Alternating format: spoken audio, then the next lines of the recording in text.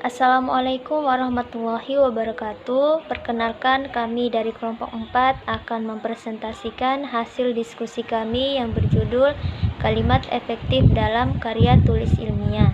Pertama-tama, marilah kita panjatkan kehadirat Allah Subhanahu wa Ta'ala yang telah memberikan kita nikmat yang tiada taranya, dan tidak lupa kita sholawat kepada Nabi besar Muhammad SAW. Dan terima kasih kepada Bapak Asri Ismail SPD MPD yang telah memberikan kami kesempatan untuk mempresentasikan hasil diskusi kami, dan terima kasih kepada teman-teman yang sudah berpartisipasi dalam mengikuti diskusi kami. Mari kita buka diskusi ini dengan mengucapkan Bismillahirrahmanirrahim.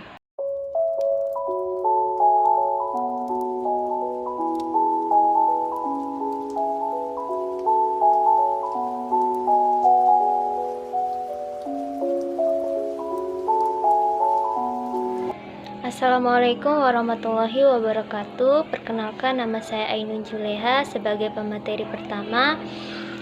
Di sini saya akan membahas poin pertama, yaitu kalimat efektif dalam karya tulis ilmiah. Kalimat efektif adalah kalimat yang berisikan gagasan pembicara atau penulis yang dapat dipahami oleh pendengar atau pembaca.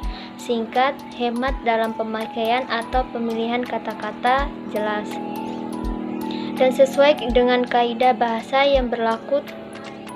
Tepat. Penggunaan kalimat efektif dalam karya tulis ilmiah diukur dari dua sisi, yaitu dari sisi penulis dan pembaca. Dari sisi penulis, kalimat dikatakan efektif jika kalimat digunakan dapat mengakomodasi gagasan keilmuan penulis secara tepat dan akurat, sedangkan dari sisi pembaca, pesan kalimat ditafsirkan sama persis dengan yang dimaksud penulisnya. Oleh sebab itu, jika pembaca masih mengalami kebingungan dan kesulitan yang mengakibatkan salah menafsirkan pesan kalimat, maka kalimat tersebut belum dapat dikategorikan efektif. Adapun pengertian kalimat efektif menurut para ahli, yaitu menurut Diana, kalimat efektif ialah kalimat yang mampu menyampaikan pesan kepada orang lain sebagai mana yang dimaksudkan oleh penuturnya. Sedangkan menurut Kosasih berpendapat bahwa kalimat efektif ialah kalimat yang memenuhi syarat sebagai berikut: secara tepat mewakili pemikiran pembicara atau penulisnya, mengemukakan pemahaman yang sama tepatnya antara pemikiran pendengar atau pembaca dengan yang dipikirkan penutur atau penulisnya. Menurut Barus, kalimat efektif adalah kalimat yang dapat mewakili pemikiran penulis atau penutur secara tepat dan dapat menimbulkannya dalam pemikiran pembaca atau pendengar sesuai dengan yang dipikirkan oleh penulis atau penutur. Berdasarkan beberapa uraian tersebut, dapat disimpulkan bahwa kalimat efektif merupakan satuan bahasa berupa kata atau rangkaian kata yang dapat berdiri sendiri dan menyatakan makna yang lengkap.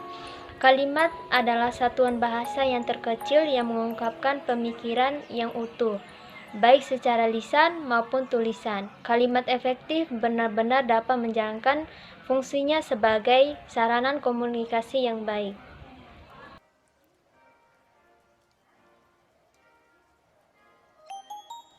Sudah sesuai dengan EYD atau ejaan yang disempurnakan. Syarat-syarat yang pertama adalah kata-kata dalam kalimat harus sesuai dengan EYD yang menjadi kaidah utama dalam penulisan kalimat bahasa Indonesia, sehingga penting untuk selalu menggunakan kata-kata baku. Teknik penulisannya sudah sesuai dengan EYD, yaitu yang pertama, susunannya sistematis. Kalimat juga bisa dikatakan efektif ketika susunannya tepat atau sistematis yang mengandung semua unsur kalimat yang baik dan benar. Sehingga suatu kalimat belum bisa disebut efektif meskipun sudah memakai kata-kata baku jika susunannya amburadul. Kedua, tidak boros kata. Royal terhadap menggunakan kata akan dianggap melanggar syarat kalimat efektif sehingga tidak diperlukan. Artinya, pada saat menyusun suatu kalimat, usahakan memakai kata yang hemat. hanya memakai kata yang diperlukan, tidak perlu menambah kata yang sebenarnya tidak dibutuhkan. Dan yang ketiga, tidak ambigu.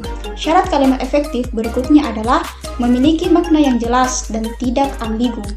Penulis yang menyusun kalimat efektif akan mampu menjelaskan suatu hal dengan baik dan mudah dipahami, sehingga mencegah pembaca melakukan multitafsir, sehingga pesan dalam tulisan tidak tersampaikan dengan baik.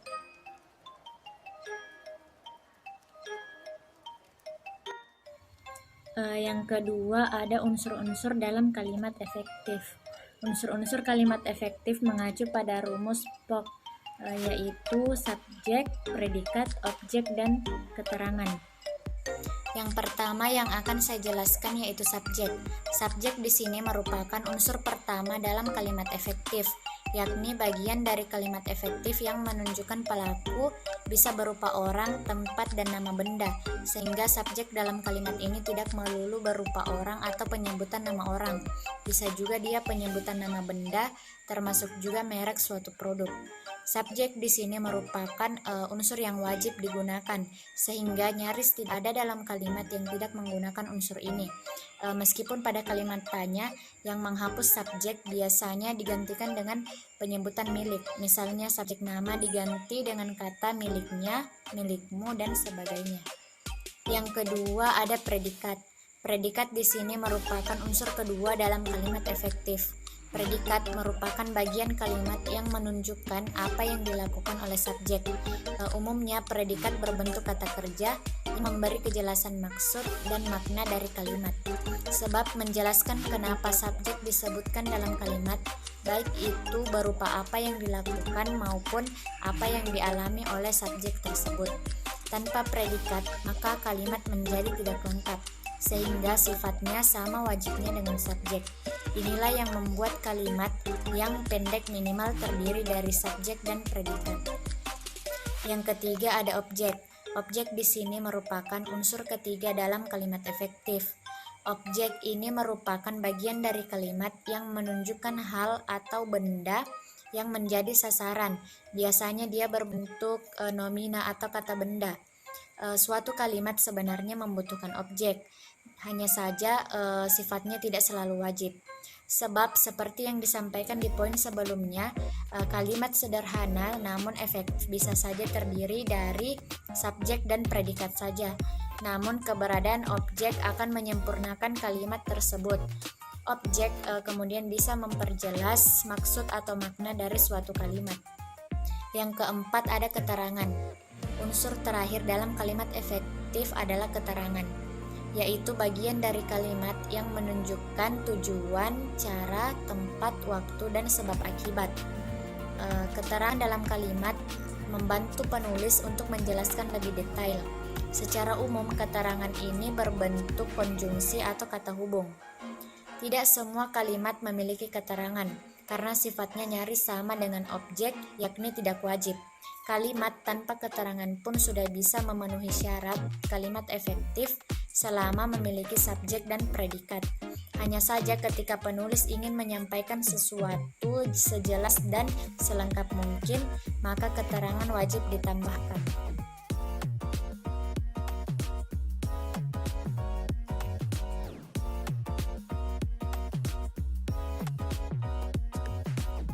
Gramatikal. Syarat pertama kalimat efektif adalah kegramatikan atau kebenaran kalimat. Suatu kalimat dikatakan gramatikal atau benar apabila penyusunannya mengikuti kaidah bahasa yang bersangkutan. Ketatan pada kaidah ini tampak pada struktur yang dibangun dalam kalimat tersebut. Kaidah tata bahasa dapat dilihat dalam buku bahasa tata bahasa. Selain itu, kaidah tata bahasa selalu dimiliki oleh penutur asli bahasa yang dimaksud. Maksudnya, penutur asli mempunyai kepekaan terhadap kaidah bahasanya. Gramatikalan sebuah kalimat dapat dilihat dari sintaktis, bentuk kata, dan ketepatan diksi. Kalimat dikatakan gramatikal dari segi sintaktis apabila urutan kata-kata yang membentuk kalimat itu tepat dan lazim.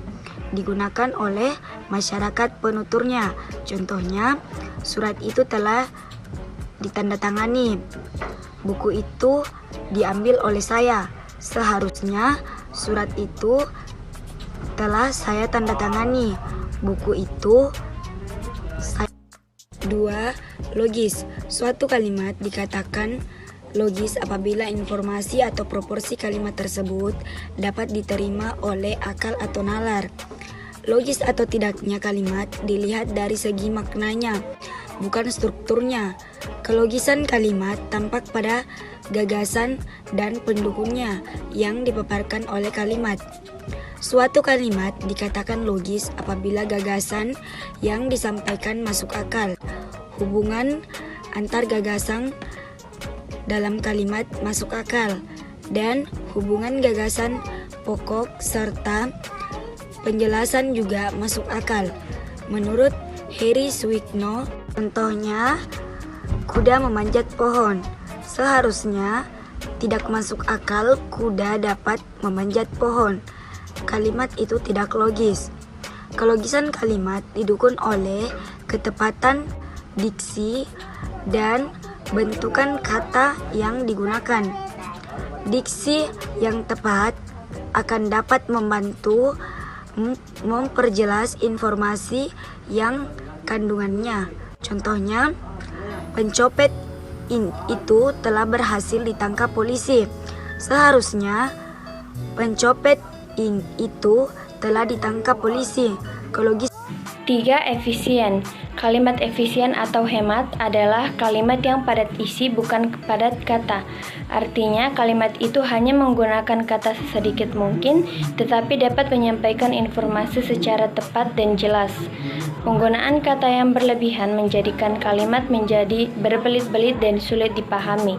Contoh, sesuai dengan pengamatan kami yang selama kurang lebih 2 bulan melaksanakan program kuliah kerja nyata yang mana kami programkan di Desa Pronojiwo, di mana salah satu kegiatan itu di dalamnya terdapat sektor keluarga berencana, di mana pelaksanaan KKN itu dilaksanakan pada bulan Juni hingga Juli 2009, bahwa pelaksanaan keluarga berencana Desa Pronojiwo belum berhasil. Seharusnya, sesuai dengan pengamatan kami saat melaksanakan program KKN di Desa Pronojiwo pada bulan Juni hingga Juli 2009, ternyata pelaksanaan KB di desa tersebut belum berhasil. 4. Jelas.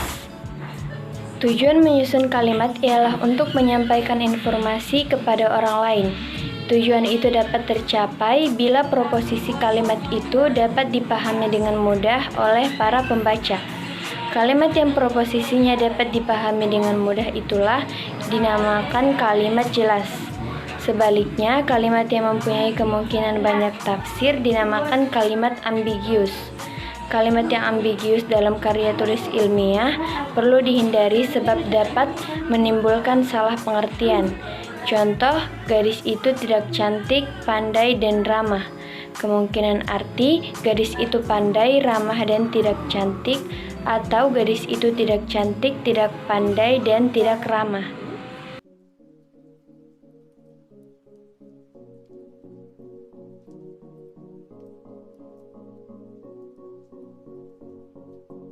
Selanjutnya, poin kelima, sebab-sebab ketidakefektifan kalimat. Kalimat efektif merupakan kalimat yang mampu dipahami oleh pembaca sesuai dengan maksud penulis. Sebaliknya, kalimat yang sulit dipahami atau salah terpahami oleh pembaca termasuk kalimat yang tidak efektif. Ketidakefektifan kalimat tersebut antara lain disebabkan oleh beberapa hal. Yang pertama, konstaminasi, yaitu merancungkan 2 struktur benar, 1 struktur salah. Contohnya diperlebar, dilebarkan benar, diperlebarkan salah. 2. Pleonasme, yaitu berlebihan atau tumpang tindih. Contohnya para hadirin, hadirin sudah jamak, tidak perlu lagi para. 3. Merupakan tidak memiliki subjek. Contohnya buah mangga mengandung vitamin C, SPO, benar. 4. Adanya kata depan yang tidak perlu. Contohnya perkembangan daripada teknologi informasi sangat pesat. Kata daripada itu dihilangkan. 5. Salah nalar. Contohnya waktu dan tempat dipersilahkan. Siapa yang dipersilahkan? 6. Kesalahan pembentukan kata, contohnya mengenyampingkan, seharusnya mengesampingkan.